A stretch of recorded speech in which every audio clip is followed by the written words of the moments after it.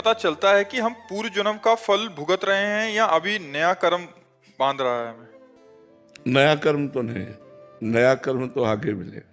पूर्व जन्म का ही भोगना पड़ता है। नया कर्म जैसे अभी आप बिहारी जी को 56 भोग लगाओ तो एक बहुत बड़ा पुण्य हुआ, लेकिन हो सकता है उसी समय तुम्हारी जेब कट जाए। हो सकता है कि दूसरे दिन से आपको दुख मिलना शुरू हुए तो आपको लगेगा बिहारी जी के 56 भोग का फल नहीं मिला। नहीं, वो फल समय पर मिलेगा। जब समय आएगा उसका और वो फलीभूत होगा तब आपको आनंद प्रदान कर देगा। अभी हमारा ये शरीर जो रचा है ये पूर्व जन्म के कर्मों के अनुसार रचा है। जो कर्म कर रहे हैं वो तो अब हम कर रहे हैं, लेकिन आज हमको क्या दुख सुख प्राप्त होगा ये पहले से रच गया है। जब शरीर रचना हुई थी तो जन्म से मृत्यु तक क्या दुख सुख मिलेगा ये पहले ही रच गया है। अब हम नया कर्म भजन करके पूर्व के कर्मों को भोगते हुए भगवान की प्राप्ति कर सकते हैं।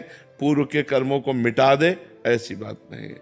नहीं, बड़े बड़े संतों में रोग ना होते, वो भजन के बल से निरोग और स्वस्थ होते। लेकिन बड़े बड़े महापुरुषों में देखा गया किसी को कैंसर, किसी को अमुक बीमारी, किसी को अमुक बीमारी। तो ये शरीर की रचना के समय ही लिख गया था कि आपके शरीर को इस अवस्था में ये दुख भोगना पड़ेगा।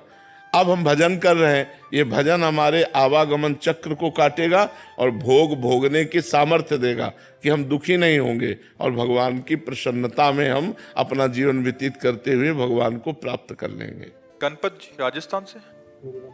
राधे राधे महाराज जी। महाराज जी, आप कहते हैं कि नाम जप करो, अंतिम समय में भगवत प्राप्ति हो ही जाएगी। पर गुरुदेव, मुझे इस वर्तमान समय में भगवत प्राप्ति करना है, पर आचरण और भजन जितना होना चाहिए उतना नहीं होता। रसेंद्री की भोग वृत्ति खत्म नहीं हो रही। सेवा कार्य भी भोजन बनाने का है और रोज रोज नए नए व्यंजन बनते देखता हूँ तो इसको कंट्रोल नहीं कर पाता।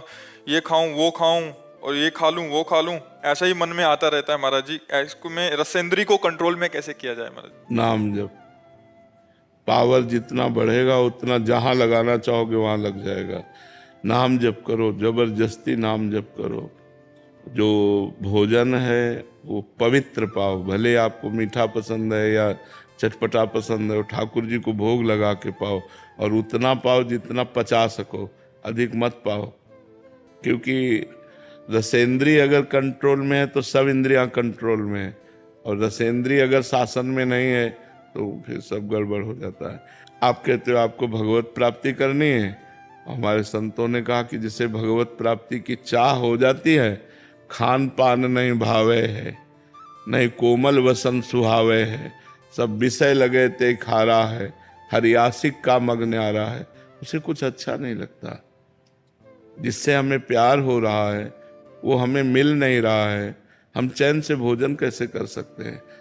दरस बिन दुख न लागे नैन, जब से तुम बिछुरे पी प्यारे कबहु न पायो चैन, दरस बिन दुख न लागे नैन। अभी नाम जप करो, अभी नाम जप करो। नाम जप वर्तमान में पहले हमारी भोगाशक्ति नष्ट करे, फिर संसार से वैराग्य हो, फिर मान प्रतिष्ठा कीर्ति इससे वैराग्य हो, फिर जिद्दियों सिद्धियों से वैराग्य हो, तब भगवत प्राप्ति होती है। ये हट नहीं सकता है मन किससे? इन्हीं सब चीजों से भोग बिल्कुल हट जाएगा। नाम जप करते रहिए आप चुपचाप लंबे समय तक। सातु दीर्घ काल निरंतर सत्कार सेवितो दृढ़ भूमि। दीर्घ काल तक निरंतर नाम जप करो, आप परिणाम देख लेना, अपने आप हट जाए। कुछ अच्छा नहीं लगेगा। मन भटक, वो भटकने दो, उसका स्वभाव भटकना है, उसके स्वभाव का परिवर्तन कर देना ही तो भजन का प्रताप है। जहां चाहोगे वहां लगा लोगे।